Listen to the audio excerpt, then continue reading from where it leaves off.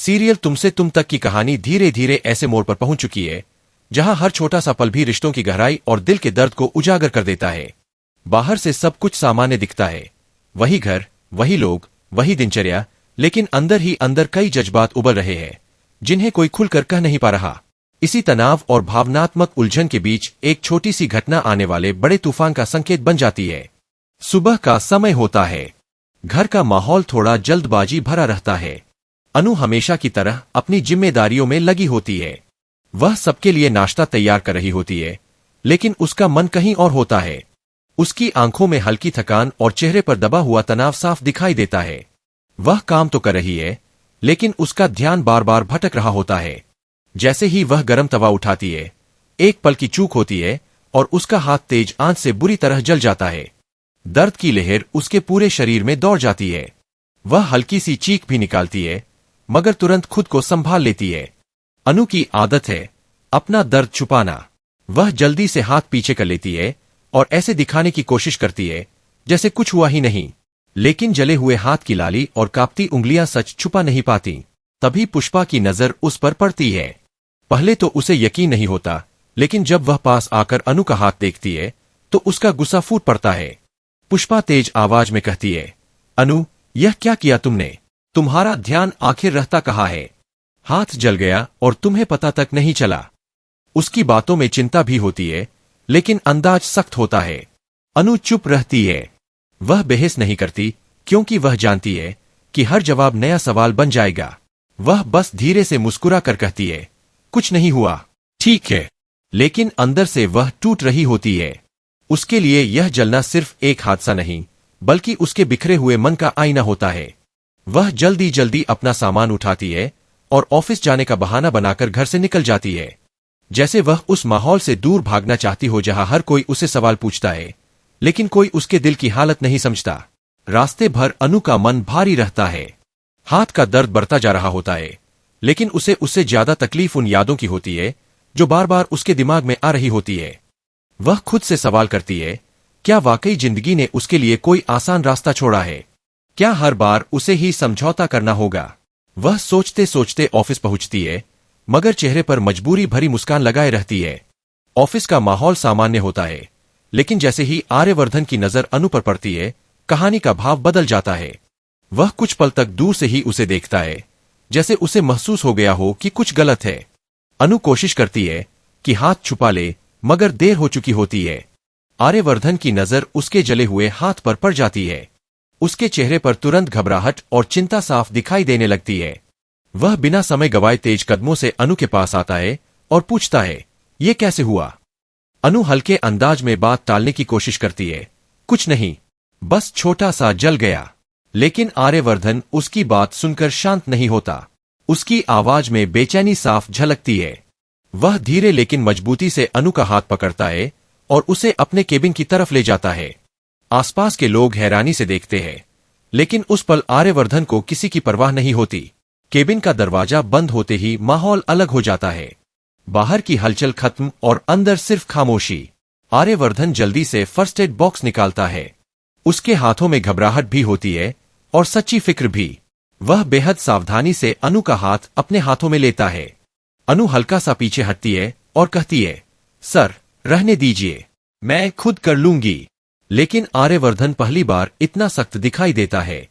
वह कहता है, चुप रहो अनु, तुम्हें समझ में नहीं आता, ये मजाक नहीं है। तुम्हारा हाथ बुरी तरह जला है। उसकी आवाज में गुस्सा कम और डर ज्यादा होता है। डर उसे खो देने का, डर उसके दर्द को देखकर कुछ ना कर पाने का। अनु उसकी आंखों में वह फिक्र देखती है जो शायद लंबे समय से दोनों ने शब्दों में कभी स्वीकार नहीं की थी। दवा लगाते वक्त दोनों के बीच एक अजीब सी खामोशी होती है। यह खामोशी बहुत कुछ कह रही होती है, अधूरी बातें, दबे हुए जज्बात और अनकही फिक्र।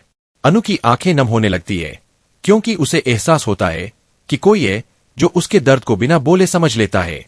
यहीं से कहानी का भावनात्मक तनाव बढ़ने लगता है। एक छोटा सा हादसा अब दिलों के दरवाजे खोलने वाला है और दोनों के बीच छुपी भावनाएं धीरे धीरे सतह पर आने वाली है। यही वह पल है जहां से आगे की कहानी सिर्फ एक साधारण घटना नहीं, बल्कि रिश्तों के सबसे गहरे सच की तरफ बढ़ने लगती है। केबिन में खामोशी धीरे धीरे घुलने लगती है। आर्यवर्धन अनु के जले हुए हाथ को देख रहा है और उसके मन में ढेरों सवाल और भावनाएं उमड़ रही है। यह पल केवल शारीरिक दर्द का नहीं है, यह उनके बीच की अधूरी मोहब्बत, उनकी मजबूरियों और उनके दिलों की अनकही बातों का पल है। अनु भी चुप बैठकर यह सब महसूस कर रही है। वह जानती है कि आर्यवर्धन का डर, उसका गुस्सा और उसकी फिक्र सब उसके लिए ही है। आर्यवर्धन धीरे धीरे अनु की तरफ देखता है। उसकी आंखों में नरमी आती है, लेकिन वह खुद को पूरी तरह खोने नहीं देता। वह जानता है कि अगर वह इस पल कमजोर दिखाई देगा तो अनु और भी ज्यादा टूट जाएगी। वह धीरे से कहता है, अनु, तुम बार बार अपने लिए खुद को दोष मत दो। तुम्हें लगता है कि तुम सब कुछ संभाल सकती हो, लेकिन कभी कभी हमें अपनी कमजोरी स्वीकार करनी पड़ती है। अनु की आंखों में आंसू भर आते हैं। वह खुद को रोक नहीं पाती और धीरे धीरे अपनी भावनाओं को सामने लाने लगती है। उसकी आवाज कांपती है, सर, मैं जानती हूं कि इसमें आपकी कोई गलती नहीं है, लेकिन यह सब मेरी वजह से हुआ है। अगर मेरी फैमिली की बात न होती तो शायद हम कभी अलग नहीं होते। आर्यवर्धन की आंखों में भी आंसू आ जाते हैं। वह देखता है कि अनु कितनी मजबूर है, कितनी चोट खाई हुई है। वह खुद को शांत करने की कोशिश करता है, लेकिन उसके अंदर की बेचैनी और डर अब और ज्यादा साफ हो रहा है। वह सोचता है कि शायद इस जन्म में उनका साथ पूरी तरह संभव नहीं था, लेकिन यह नहीं मतलब कि उनका प्यार कमतर था। शायद इस जन्म में हमारा साथ लिखा ही नहीं था, लेकिन किसी और जन्म में हम जरूर साथ होंगे, आर्यवर्धन धीरे से कहता है। उसकी आवाज में उदासी और प्यार दोनों साफ झलकते हैं। यह शब्द अनु के दिल को छू जाते हैं। वह महसूस करती है कि उनके बीच की मोहब्बत, चाहे हालात कितनी भी मुश्किल क्यों न बनाए, हमेशा सच्ची और गहरी रही है। अनु धीरे धीरे आर्यवर्धन के करीब आती है। उसका दिल टूटता है, लेकिन साथ ही उस पर एक अजीब सुकून भी आता है। वह जानती है कि कोई है जो उसके दर्द को समझ रहा है, कोई है जो उसके लिए डर रहा है, और कोई है जो उसकी फिक्र में खुद को खो रहा है। दोनों के बीच यह पल सिर्फ शारीरिक निकटता का नहीं, बल्कि भावनात्मक जुड़ाव का है। आर्यवर्धन और अनु एक दूसरे के करीब आते हैं। उसकी आवाज में अब सख्ती कम और अपनापन ज्यादा है। वह धीरे धीरे अनु को अपने हाथों में लेता है और उसे गले लगा लेता है। अनु भी फूट फूट कर रो पड़ती है और अपने सिर को आर्यवर्धन के कंधे पर टिकाती है। वह कहती है, सर, मुझे माफ कर दीजिए। मैं जानती हूं कि इसमें ना तो आपकी गलती है, ना ही मेरी, लेकिन मजबूर हूं। यह पल सिर्फ उनके प्यार का नहीं है, बल्कि उनकी मजबूरियों और अधूरी खुशियों का भी है। दोनों के दिलों में हजारों सवाल और जज्बात है, जिन्हें शब्दों में व्यक्त करना मुश्किल है।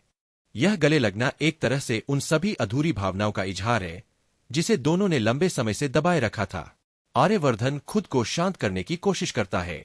वह जानता है कि अगर वह टूट गया तो अनु पूरी तरह टूट सकती है। इसलिए वह उसे संभालता है, उसकी पीड़ा को अपने हाथों में महसूस करता है, लेकिन खुद को नियंत्रित रखता है।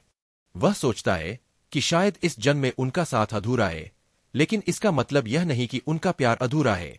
कमरे में खामोशी फैल जाती है। बाहर की दुनिया के शोर और हलचल जैसे गायब हो जाते हैं। वहां सिर्फ दोनों और उनके दिलों की धड़कनें हैं। अनु और आर्यवर्धन दोनों जानते हैं कि उनका प्यार सच्चा है, लेकिन परिस्थितियां उन्हें अलग होने पर मजबूर कर रही है। इसी बीच एक नया सवाल उभरता है, क्या अनु और डॉक्टर मोहित की शादी रुक पाएगी? क्या यह इमोशनल पल उनके भविष्य को बदल देगा, या फिर यह सिर्फ एक अधूरी कहानी बनकर रह जाएगी? दर्शकों के लिए यह पल बहुत ही इमोशनल और तनावपूर्ण होता है। हर कोई यह जानना चाहता है कि आगे क्या होगा, क्या प्यार जीत पाएगा या मजबूरियां? क्या अधूरी मोहब्बत का यह एहसास किसी नई शुरुआत का संकेत देगा, या सिर्फ दर्द और यादों में बदल जाएगा? यह कहानी सिर्फ रोमांस या ड्रामा नहीं है। यह उन जटिल भावनाओं की कहानी है जो हमें कभी कभी बिना बोले ही तोड़ देती है। अनु और आर्यवर्धन का यह पल दर्शकों को यह एहसास दिलाता है कि प्यार और मजबूरियां हमेशा साथ चलती है, और कभी कभी सही वक्त या सही परिस्थितियां ही हमें पूरी खुशी नहीं दे पाती। यह इमोशनल दृश्य सिर्फ भावनाओं की गहराई दिखाता है, बल्कि दर्शकों को भी सोचने पर मजबूर कर देता है, क्या हम भी कभी किसी रिश्ते में अधूरी मोहब्बत और मजबूरियों का सामना कर चुके हैं? यह पल आने वाले एपिसोड के लिए रोमांच और सस्पेंस दोनों पैदा करता है। दर्शक अब बेसब्री से इंतजार करेंगे कि आगे क्या होगा और किस तरह अनु और आर्यवर्धन की कहानी आगे बढ़ेगी।